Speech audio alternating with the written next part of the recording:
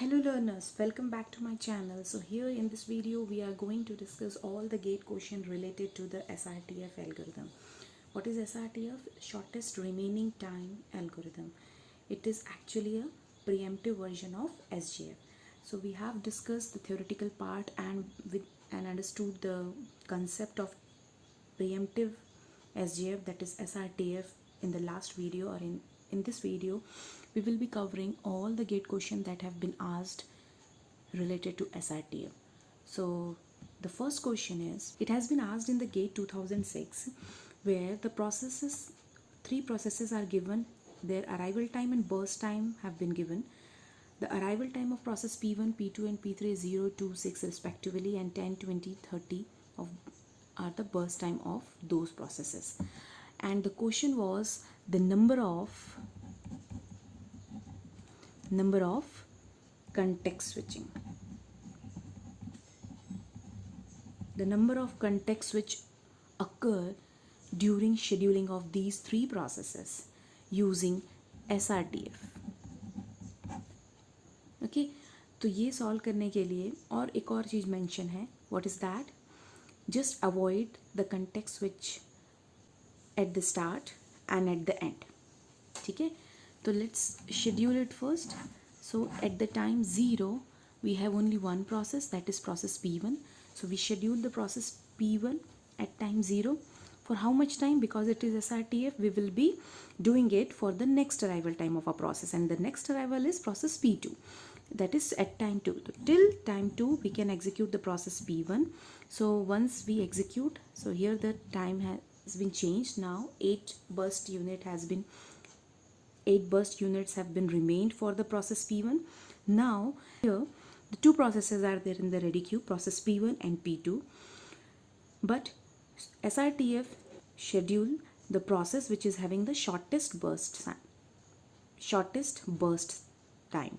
Okay, so which process is having the shortest burst time? Process P1. So it is already scheduled in the CPU, so we will not take it back from the CPU. There will not be any context switching because it has the least burst time.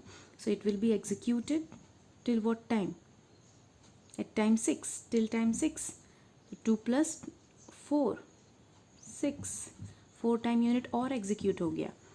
At time 6 there is another process in the ready queue, that is process 3, process P3, and it has the burst time 30, which is again larger than all the other processes.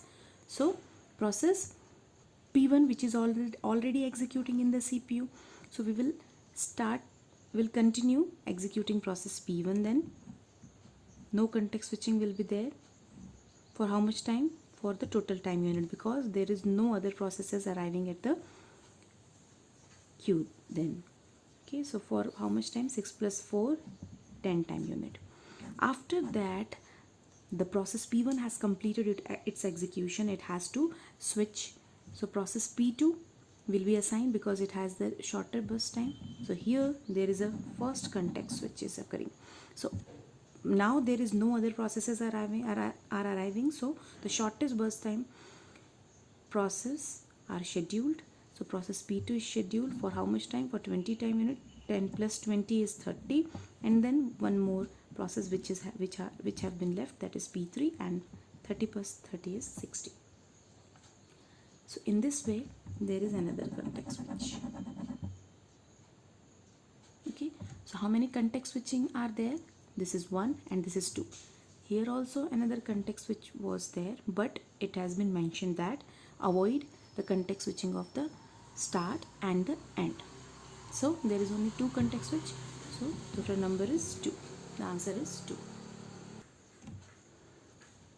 So here we are with the next question that has been asked in gate 2004. So let's solve this question. Here again the processes are given with arrival time and burst time, and we have to calculate the average turnaround time. The question which has been asked, that is average turnaround time using SRTF. So let's make the Gantt chart. At time 0 we have only process P1, so I'll allocate process P1 for how much time I will execute for the next arrival time of a process, that is 1. At time 1 we have 2 processes. It has been executed for 1 time unit. So which process to be allocated? Which is having the least burst time, that is process P2. So there will be context switching and process P2 will be assigned to the processor, and it will execute for the next arrival of the processes, that is at time 2. At time 2 it has been executed for one time unit. Then short term scheduler will check which process is having the least burst time. So here see, process P1, P2, P3 are there. P1 and P3 are there in the ready queue. P2 is running in the CPU.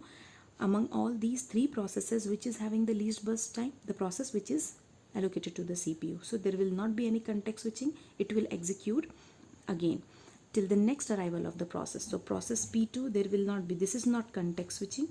So process P2 will again execute for how much time? For the next arrival time. So for how much time it will be executed? 4. So at time 4 there is another process in the ready queue, that is process P4. So short term scheduler will decide. So we will stop here and see, till that time the process P2 has completed its execution, so it has terminated now. So now we have only 3 processes, P1, P3, P4 in the ready queue. So which process to schedule? The process which is having the shortest burst time, and that what is that? Process P4. So process P4 will be scheduled for how much time? Now see, there is no other process coming into the ready queue. Only P1, P2, P1, P3 and P4 is there in the ready queue.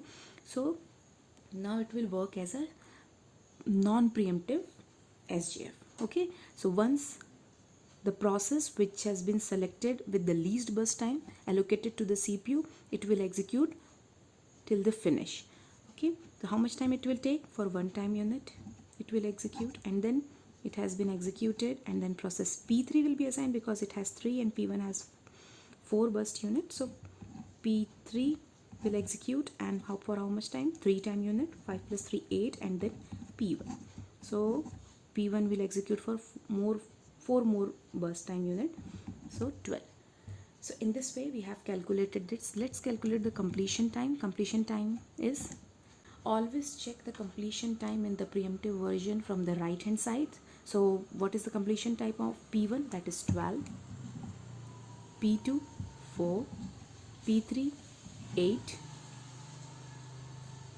and P4 5.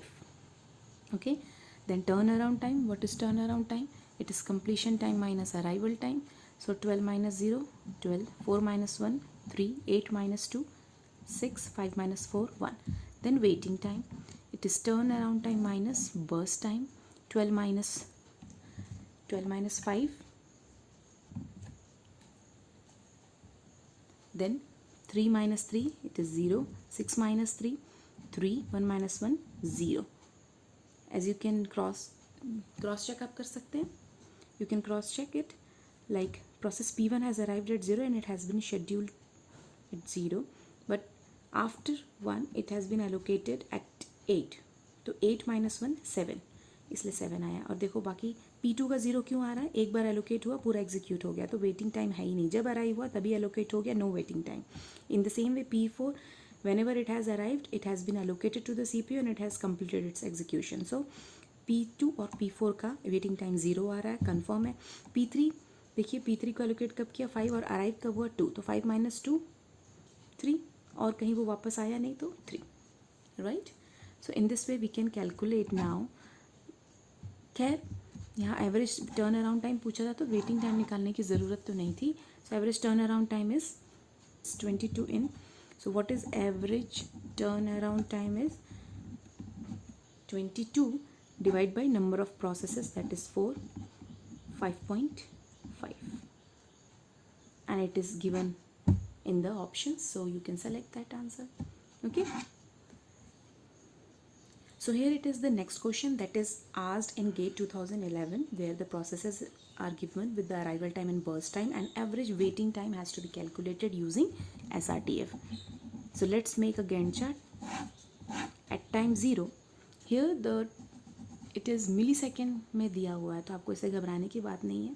हम हमेशा से relative time ही लेते हैं, तो millisecond में दे, nano second में दे, what ever waiting time और average waiting time you will calculate, just select the millisecond then. Okay, until unless there is no difference in the answer, you can just go with the millisecond. So 0 At time 0 only process P0 is there, so I will allocate process P0 for how much time? For the next arrival of the process, next arriving process. To when the next process is arriving at time 1, so I will wait, I will stop the process execution at time 1. Till that time process P0 is executed 1 unit. Okay, at time 1, when the process P1 has arrived at the ready queue, these two processes, short term scheduler will select the shortest process which is having the least burst time. तो process P0 और P1 में से किसको select करेगा? Obviously process P1 को, क्योंकि इसका burst time कम है. तो it will be scheduled, process P1 will be scheduled. When you will have to stop, when the next process will be there in the CPU, that is at time 2. Until that time 2, P1 has executed one time unit, that is 3. So at time 2, we have now 3 processes, P0, P1, P2. 2 are there in the ready queue and P1 is executing in the CPU. So short-term scheduler will decide which process to execute, whether to continue with the process which has been already allocated to the CPU, or I should select any other process from the ready queue which is having the least burst time. So it will select the process which is having the least burst time. So which one is that? The process P1. So process P1 is already allocated, so there will not be any context switching. Process P1 will continue its execution because it is the shortest one. So process P1 will be executing for how much time? For 3 time unit, because now there will not be any other process coming in the scenario. So now it will behave like a SGF. Okay, SGF. So P1 will execute for next 3 unit, that is 2 plus 3, 5. And then which one is shortest? P0. So P0 will be allocated 8. For 8 time unit it will execute. So 5 plus 8, 13. Then P2. 13 plus 9. Then what is the question? Average waiting time. For that, let's calculate the completion time first. For P0, completion time is 13. For P1, it is 5. For P2, it is 22. Then turnaround time, that is completion time minus arrival time, it is 13. It is 4. It is 20. And waiting time, because average waiting time has been asked. What is waiting time? Turnaround time minus burst time. 13 minus 9 is what? 4. 4 minus 4 is 0. 20 minus 9 is 11. So let's calculate the average waiting time, that is 4 plus 0 plus 11 divided by total number of processes, that is 3. So it is 15 by 3, so 5 milliseconds. That was the answer. You can select the option from the given option. Okay, so here this question of GATE 2011. The next question which has been asked in the year 2007, the same scenario, process number and arrival time and burst time is given, but here the waiting time of individual process, the waiting time of process P2 has been asked, not the average waiting time. Okay, so it is easy than before. So let's make the Gantt chart. At time 0 we have only one process P1. So I will allocate process P1 because it is SRTF. So we have to wait after every arrival time. What is the next arrival time? That is 15. Okay. ये देख लेंगे कि burst time should be greater than the next arrival time. Otherwise the process पहले ही execute हो जाएगा and the middle time will be the idle time. Okay. So here the process P1 needs total 20 burst unit and the next arrival is 15. So there is no need to wait at 1, then 2 and 3 and 4. Just see to the next arrival time and wait there. So at time 15, which is lesser than the burst time of the process P1, I will wait there. At that time, it needs only 5 units to execute. In the meantime, the process P2 had arrived, and what does it require? Total 25 burst unit. So would you allocate the CPU to the process P2? No.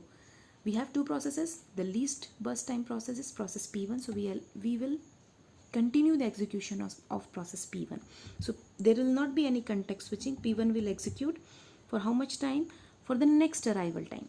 But P1 requires only 5 burst units. So it will execute till 21. At that time P1 will terminate. Then short term scheduler has to select another process from the CPU.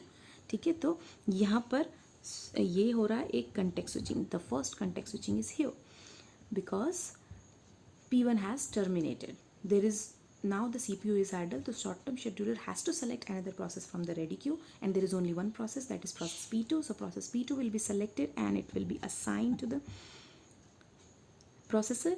For how much time it will execute? For time 30 unit, मतलब 10 unit execute हो गया था, अब 15 बस बचा था. At that time the process P3 had arrived. Just see to it, किस process को एग्जीक्यूट करना पड़ेगा next. Short term scheduler P2 को सेलेक्ट करेगा कि प्रोसेस P3 को. It will select process P3 because it has the least burst time. So here another context switching, process P3 will be assigned to the CPU. context switching हुई मतलब process P2 save हो गया, उसका PCB में सारा information, and P3 का load हो गया प्रोसेसर में. तो P3 एग्जीक्यूट होगा for how much time? For the next arrival time, but it requires less amount. देखो 30 के बाद 15 टाइम यूनिट के बाद नेक्स्ट प्रोसेस आ रहा है, बट इसको कितना चाहिए? ओनली 10 चाहिए. सो P3 will execute till it's finishes it's execution. So for how much time? 40 time unit तक ये एग्जीक्यूट होगा. At that time the P3 will terminate. So once the P3 will terminate, CPU cannot be idle. Short term scheduler has to select another process. And which process to select? See, P1 has executed now, P3 has executed now, only P2 is there in the ready queue, no other option with the short term scheduler. So P2 will be allocated for how much time? For 5 more unit, because at time 45 next process is arriving. So it is 45, 10 units left. Okay, at time 45 now the short term scheduler have two options, either to continue the execution of process P2 or 4. So which one is having least time? The process P2. So process P2 will continue its execution. Here there is a context switching. अब context switching नहीं हो रही है यहाँ पे. P2 execute होगा कब तक? 10 यूनिट और लगेगा उसको, that is 55 यूनिट तक वो execute होगा. Okay, at that time again another context switching and process P4 will be assigned, and for how much time? 15 time units, so 70. Okay, so what has been asked? Waiting times. For that let's calculate the first completion time. So I will calculate the completion time of process P2 only. So what is the completion time of process P2? It is 55. What is turnaround time? Turnaround time is this, 55 minus 15 is 40. Then what is waiting time? Is turnaround time minus burst time. So 40 minus 25, it is 15. So what will be the answer? Waiting time of P2 using SRTF is 15. Okay. So the next question is, which has been asked in GATE 2006. It is a very typical question which has where you have to very careful for solving it. So 3 processes are there arriving at time 0. All the processes are arriving at time 0 with total execution time of 10, 20 and 30 units. Okay, just see to it. देखो processes का number दिया हुआ है, 3 processes हैं. Let's take P1, P2 and P3. सभी का arrival time जो है 0 है, और जो टोटल देखो क्या लिखा है, total execution time is 10, 20, 30. See मैं यहाँ पे टोटल लिख देती हूँ. It is 10, 20, 30, right. Then where is 20% of execution time doing IO. Each of these process spends their first 20% of execution time doing IO. Okay, तो पहला जो टाइम है IO का है, and then 70%, ये 20%, then CPU time or computation time is of 70%, and then last 10% is again IO. Okay, तो हम इसको कैलकुलेट कर सकते हैं. 10 का 20% कितना होगा? 2, 70% 7, 1.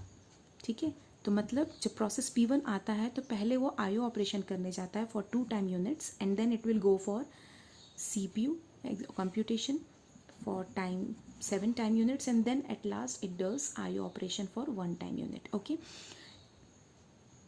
till this question we have solved all the question which contains only burst time. Burst time means the time for which this processes are executing in the CPU, but here IO time is also involved. So just be careful. So 20 के लिए क्या होगा? 20 का करेंगे तो 20% 4 होगा, 70% 14, 20% 2, then इसका 6, 21 and 3.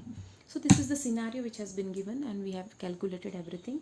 So now let's calculate it. So we have to find out the percentage of idle time here. ठीक है, कितने देर तक CPU idle था ये आपको निकालना है. Okay, so let's calculate it. So at time 0 all the processes are there in the ready queue, but all the processes are going for IO operation, and this Gantt chart is for scheduling for CPU, right? So initially for 2 time unit process P1 सबसे कम time के लिए IO operation कर रहा है, तो 2 time unit के बाद process P1 आ जाएगा, मतलब till time 2 CPU will be idle. At time 2 the process P1 will arrive and it will be scheduled to the processor. ठीक है, कब तक एग्जीक्यूट होगा? Till the next arrival. Next arrival कब होगा? नया प्रोसेस कब आ रहा है? After time 4. तो मैं इसको 4 यूनिट तक एग्जीक्यूट कर लेती हूँ, इसको 5 लिख देती हूँ. ठीक, नाउ सी, जब दोनों प्रोसेस आ गए, P1 भी आ गया, P2 भी आ गया, which process having less burst time? Obviously process P1, right? So there will not be any context switching, P1 will execute. ठीक, कितने देर तक एग्जीक्यूट होगा? कितना बच गया? 5. तो 5 + 4 9. तो P1 execute till 9 and then at 9 it will go for IO, right? P1 will go for IO operation for 1 time unit. ठीक है, लेकिन अब वो वापस नहीं आने वाला, तो हमको कोई उससे लेना देना नहीं है. बट नेक्स्ट हमारा प्रोसेस जब P1 एग्जीक्यूट हो गया तो हमारे पास देखो जो P3 था अराइव हो गया था एट टाइम 0, 6 टाइम यूनिट पे वो भी वापस आ गया जब P1 एग्जीक्यूट हो रहा था. अब हमारे पास 2 प्रोसेसेस हैं, P2 and P3. Which one to select?